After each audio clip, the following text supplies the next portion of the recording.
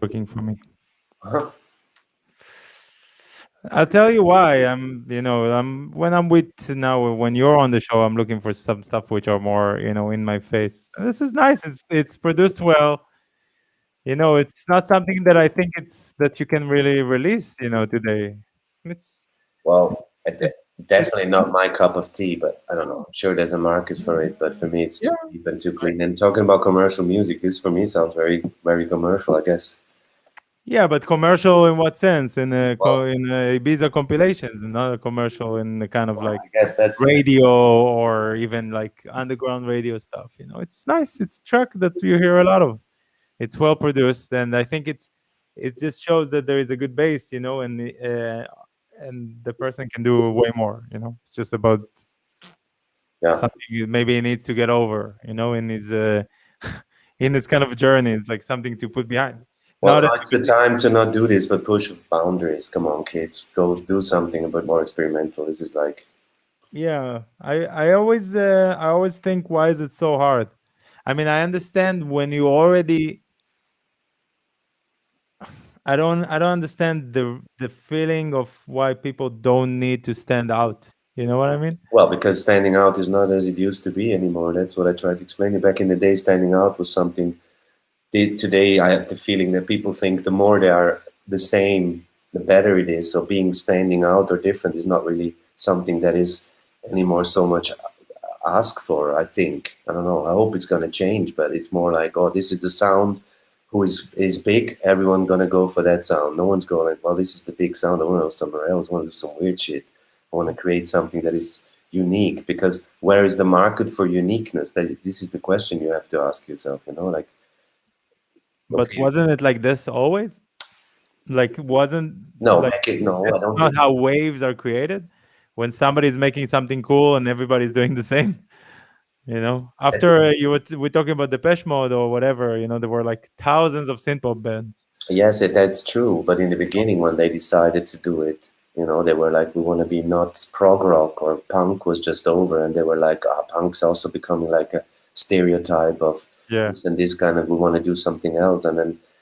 But it was also the technology that was part of. I mean, the technology I think always goes part with the development of things. The plugins, the synthesizers, yeah. the soft synths, all of this now is so available that shapes the sound. So I guess it's more about saying, do I just take a preset of this plugin, or do I really maybe try Yeah. and do? And I'm not talking about being analog or being like No, just not at all. just Yeah. good music is done with, like, we are in 2021 now, so use what you can. But I believe that even in this day and age, you can come up with something a bit more original, You and think it you just can depends still what you want. I don't even say if someone wants to be like that, then it's fine, do it.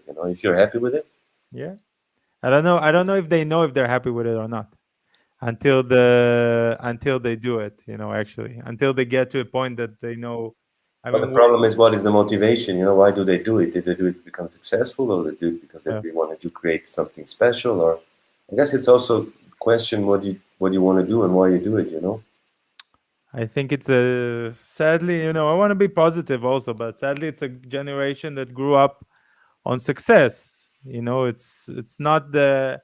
If you ask people who do they want to be, so they will tell you, I want to be like Dixon, like Solomon, like stuff like that. They don't think about the musical side as much as they see the success of the performance. Well, So yeah, I this is tools for success in their case, as opposed to a lot. I'm not saying everybody, but a lot of from the music that I receive, it's a very kind of blueprint music, and it's a lot of the same, because they're like, okay, like we said, this works. I need to do something like this. This works. He's opening a taco place. I'll open a taco place. They're doing now. What's hot? Avocado toast. Avocado toast. No problem. What is it? Indie dance. Indie dance. Everybody's making indie dance. yeah, I think okay, it was but the same. I think it was the same, but like you said, it was less approachable and was less. It was harder to make music, than it is today. So well, not really, because when the synths came out, everyone was able to afford a synth. Also, then I think it's more about back in the day. It was you needed a certain kind of integrity, that it was like, okay, commerciality, okay, copying things, but still like have something special, because people would not take you serious. And this is what I mean. It's not Yeah. such a problem today that people just copy each other because they're like, no one is like, but you don't have any integrity. Where do you come from? Why do you do this? What did you like? What's your past? Like, why do you do this? What's your reference? So it's So just, if now everybody, if I'll ask everybody in the chat that's making music, and there's a lot of people already in the chat, not all of them send music, but most of them are making music from from the names that I see in the chat. yeah, So I'm asking, why are you guys doing this? I'm trying to think about myself. Why did I do it? And I did a lot of weird. I wouldn't call it. I want to call it weird, but for me, I always say that I'm not that good of a producer. I just did whatever I could. mm, Basically, it was in my.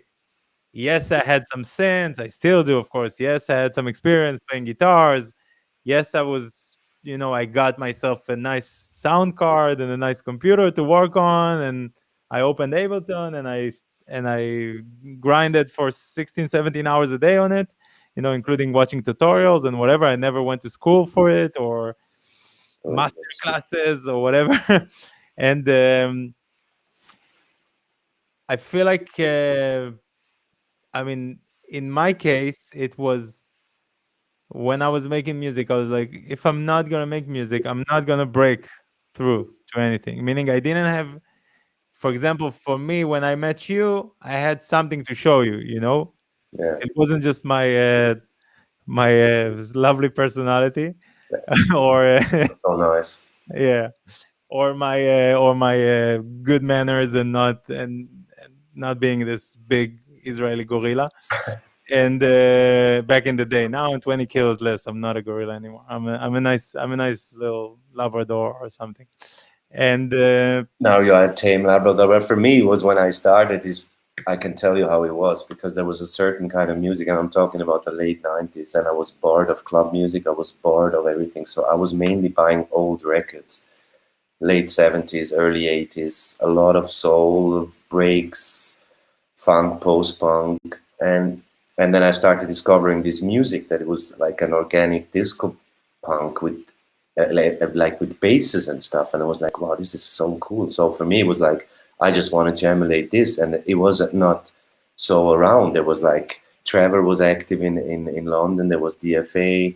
There was a couple of bands like Graham that were obviously yeah, some other people really into this, like the Psychonauts and stuff. But so I was also influenced. I was very London centric, also, I have to admit that. So I was also influenced, but I was like, I want to emulate this. So it was not a market. I couldn't say like, I want to copy this and this style. I made something which I was like, I don't know. I had no equipment. I had the shittiest, smallest, got a bass, plugged it in somehow, had a little sampler with someone who helped me put the music together. And then something just came out, and it was purely an yeah, artistic decision. I didn't even think about someone even liking it. Or yeah, I was yeah, like, maybe I was DJing, so I was like, it would be cool if it would fit in the set of like the old. And mainly, I was ignoring the new music because I was really bored. I would go to clubs, and it was all wished, clean, washed out, or easy listening. And I was yeah. like, what the fuck's going on? Sorry for the swearing, but No, it it's was okay. just boring. So for me, it was like, I'm bored. I want to do. So I want to do. I heard these records from, most of them were post-punk records from the late '70s, early '80s. I was like, wow, this is awesome. Why don't bring back this aspect? And then from this came a whole thing out of this. So sometimes things just happen. But back in the day, also there was pre-internet, so Yeah, you would press a record. Used I used to go to London with my first Relish releases to the basement record stores and hand them in my copy. I'm still, I was like, this is the place I want them to take 10 or 20 records, and then it would say, okay, we take 20 records, and then someone would pick it up, some DJs would start playing it. Eventually, you get a review in a cool magazine, and then yeah. that's how it was. So it's kind of different, but as I said, I don't want to sound old or something. I mean, it is different now. You don't need to sound old. You're experienced in the scene. It's not about being Yeah, old. no, it's just different, but I mean, like a lot of people now would go like, this is shit now, and everything is crap, and I don't want to be like that because I want to be open. I want to What if it embrace it. is? That's what I ask myself all the time. What if it is? Why is it bad? To think about stuff like in this position. It is bad. There is a lot of bad stuff now. Well, there was always a lot of bad stuff. That's another thing. It was shit. Well, if you Yeah, talk but now about, I can hear all of it. I wasn't exposed to it. Back Well, As you that's said your back in the fault. days. That's your fault because now, obviously, to the label, you also get a lot of stuff. Yeah. I'm not so on Yeah, the it's look. not. I'm looking. I'm not. Let's say when I'm listening to the music now, also here in the show, I'm not like, oh, this is shit. I'm not putting my energy on stuff that I don't think has the potential. It's not like, oh, I have to correct them about what they're doing. Especially in this show, I feel like the people here were close already, and we speak a lot. Yeah, yeah, no, it's. I mean, it's a good thing. And it's nice to have you and people that come here to the show and to show that there is more ways, and it's if you can help to do some breakthroughs with it, then we've done our part. It's no different than any kind of you know uh, whatever you want to call it. I don't Mm, know, some kind of place that you talk about the good stuff. yeah. But I'm thinking, what were you for you back?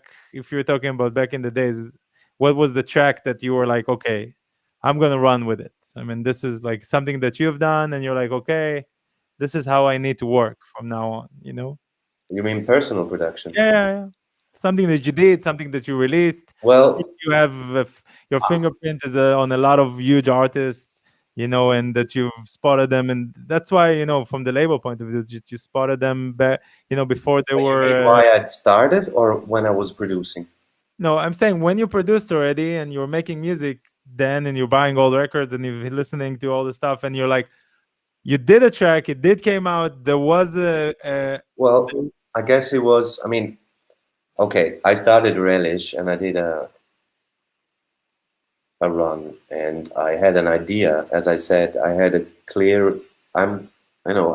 As I said, I was inspired by a certain kind of records. Plus, there was also a big Balearic influence. I was quite friends with Phil Meissen and all the. yeah, So I like a lot of different kind of music. Also, that's the problem. I'm not so like I like this. I'm quite open, but with yeah, limits. So I also then had Headman and Manhead because I wanted to separate the little man. It was more like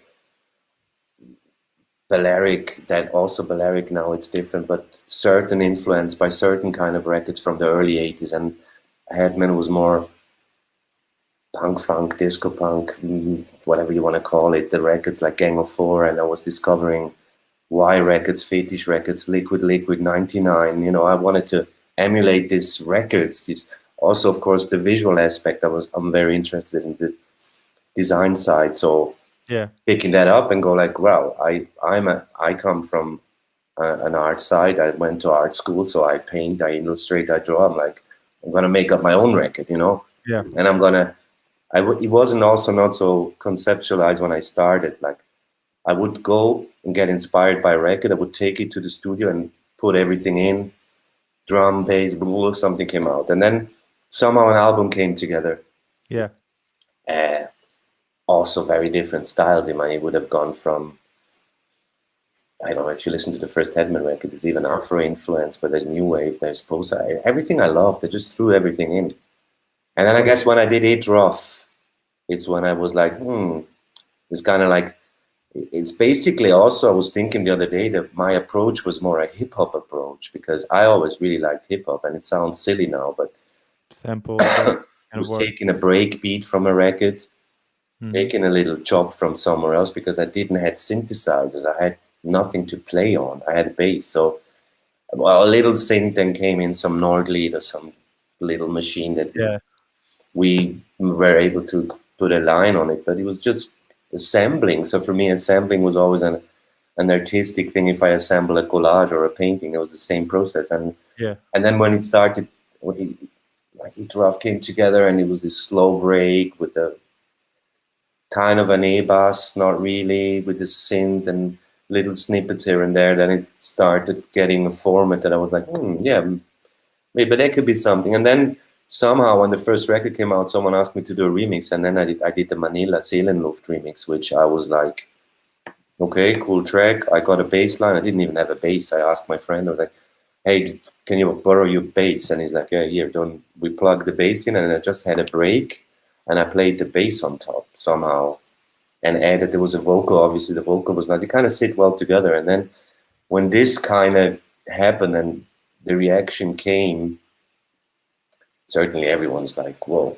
I got calls from London. I was in Zurich, and I was like, yes. So I was like, well, someone likes my stuff. Actually, it was, I was, and then I wouldn't say it became a formula, but it became something that I started seeing a way I could start working on it. And then the remixes came in, and then obviously the bass became like a little bit of a trademark because again, like if someone gives you a dance track to remix, it's like, what am I gonna do? I always said I'm gonna change the snare, I completely try and reverse it or add something that is not in the track, or otherwise you can just do an edit. Or so it was also the approach I had to things. I wanted to just do remixes that I can, or I have a vocal I really liked or something I can play with and extend it and add certain elements to it, stuff like that. And then it kind of, that's when I guess it started. And then obviously it also starts because if people start liking your things, you start getting like a bit of a, you get excited and it makes you Yeah. want to do more. And then you do one album and, then the label just happened. It was not that I was like, I want a label. I was like, I wanted to copy these records I had in my collection. I was like, I want to do the same thing. I just did something and pressed somehow and got it out there. And then things happen sometimes. And Eh, if in any point did you always think that you're gonna go on your own way, or did you want it to be on like major labels or stuff like that? oh, didn't really think about anything. Things then happen. It's a bit dangerous when you start having a bit success in the beginning, maybe because a lot of things you're like, whoa, and all the whole complications with it. Yeah. And Success is getting, not for everybody. huh?